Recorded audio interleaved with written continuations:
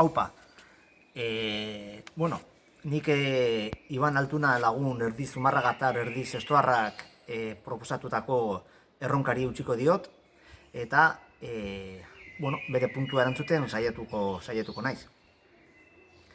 Zumarrak ere badu bere diaspora, hainbat arrazoi daude joateko kanpora, maitasunak ekarri ninduen Bilbora, baina pentsamendu bat datorkit gogora, hiltzera bueltauko naiz Urola ondora, hiltzera bueltauko naiz Urola ondora.